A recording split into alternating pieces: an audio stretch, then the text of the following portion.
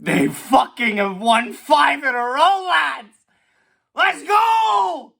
Get ready to fly! Flight 527 ready for departure.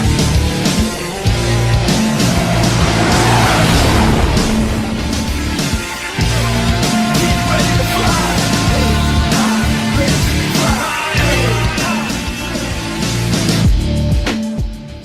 Good morning, afternoon, evening, ladies and gentlemen. My name is Zachary Nolan. Welcome back. It's just me today. It's hello, how are you? Nice to see you. Let me know how your day is going. I'm curious. I want to make sure everyone's doing good, because you know what? Whoo! Am I doing good? Am I feeling it?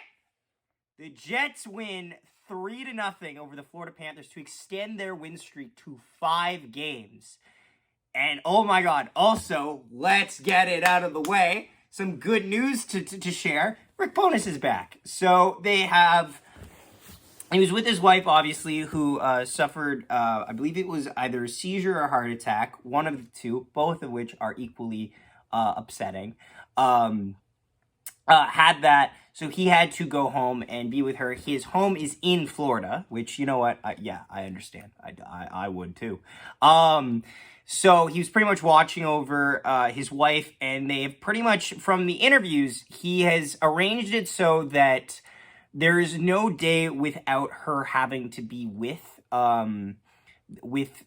somebody, at least at night. So she's going to fly to Nashville and then back to Winnipeg with Rick, and then either Rick's daughter or daughter-in-law or whatever, or son-in-law will watch her after that, because I think one of them works in the Colorado Avalanche organization, so we'll travel with that team and then get to rest there. Pretty much, the point is that she'll have a safety net and a support system around her, which is great to hear. I just wanted to give you guys an update on that before we get into this game, because I know there was a lot of questions about that going in. Also, I'd like to say that the media availability was very well done. A lot of people, there was a real good standout moment to me was Ken Weave asking an absolute softball of a question about Brendan Dillon when he could tell that Rick Bowness was getting a little emotional during the interview. Absolute class, utter class. And also, too, a big thank you to Scott Arniel, who led the Jets to a 9-2-2 record in his absence. He was phenomenal. So, the Jets, oh my God, 5-game win streak matches the longest for the Jets franchise in the last 5 seasons. Oh, I wonder what happened 6 years ago. I wonder. No, honestly, and also to good news to report, Gabriel Velarde is back in a contact jersey, so we could see him in Nashville, and I'm excited. Put him on the first line. But yes, let's get into this game. That's why you're here. That's why you're in. By the way, don't forget to subscribe. Thank you so much for tuning in. Appreciate it. The Jets win 3-0 over the Florida Panthers. I worked for the first part of this game, so the first period I didn't see a lot of it. For the most part, though, the Jets were competitive the entire time. There was never a point where the Jets were just being absolutely laying down in agony, like, oh God, please, Hellebuck, just save everything. Now, don't get me wrong. He fucking did, lads. He did save everything. He stopped everything. And yes, sir, it's the Hellebunker, baby.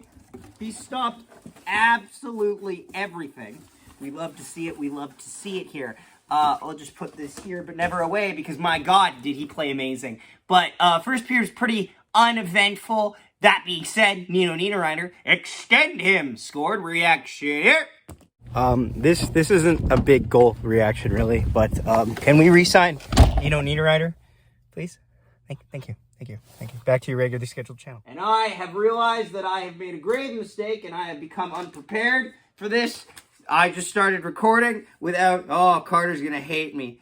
Oh, he's going to be so mad. He's going to be like, why are you drawing markers on the paper? I'm like, I'm sorry. But yes, no, Niederreiter scores to make it 1-0. Second period was very scrappy after this. A lot of battles in tight. Couple fights. Mark Scheifele getting upset about a lot of stuff, and you know what? It was great to see that competitive spirit there, because I felt like this game had a playoff feel to it. As Kevin Sawyer says every other day, This game did have a playoff feel to it, and the Jets played up to that competitiveness, and they were willing to make plays in their own zone in areas of the ice that they don't always do. Hellebuck was getting bailed out on a couple rebounds there that were a little unkind from him, but that being said, they were great shots, and they were making the plays to make Hellebuck's life easier, and that needs to happen, because when Hellebuck has an easy job, Hellebuck's fine. He's pretty fine. He'll do great things.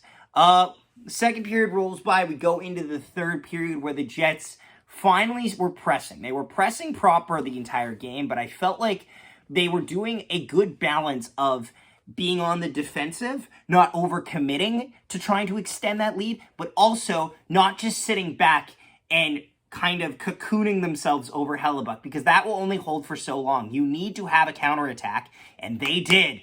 Holy shit, Nikolai Ehlers. Come on. Come on. Oh! What a goal! That's what I'm talking about! What a goal by Nikolai Ehlers! Ehlers! Woo! Let's fucking go. Oh boy! Oh boy! Oh boy! That's insane. Also, I forgot. I forgot. Like a silly bitch. I forgot. Ehlers scored, which was an amazing goal. Completely. Now let's just come close here. They definitely missed a cross check from Josh Morrissey 3 seconds before they exited the zone, but we're not gonna worry about that. The refs were kind of. Here's the thing. The refs, by regular season standards, were not good. They were hectic, to say the least. And then they called a face-off violation with like 2 minutes left. And it's like, what the fuck are we doing here? By playoff standards, which is kind of how they felt for this entire game, they were fine. This is actually what I would expect of that. Also, Jesus Christ. I don't have a reaction to this because it came after a whistle, and I usually stop my recordings when the whistle goes.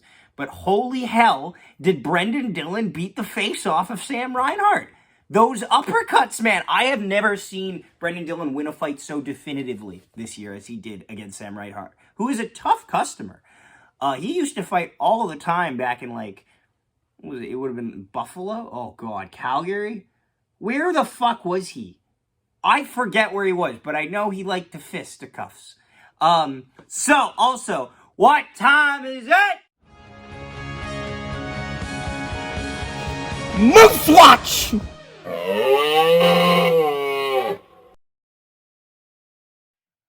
Oh boy, oh boy. Oh boy, oh boy, do I have some fun to talk about a Moose Watch. So, it's Moose Watch. What is Moose Watch's GIF bin? What is the Jiffy bin for Moose Watch the last couple of while? The Moose are terrible. Fun fact, that hasn't changed. Moose lost 5-1 to their former backup goalie in Michael Hutchinson and the Grand Rapids Griffins. And, get this, they didn't score until 9 seconds left in the game. Jeff Malott scored. Also, Thomas Milic has been sent down to the ECHL. I don't know if I said this in the last video, where he recorded a goddamn shutout. That's great to see. Rutger McGroarty's timetable also, while we're talking about guys around the league like that, has been kind of shaky.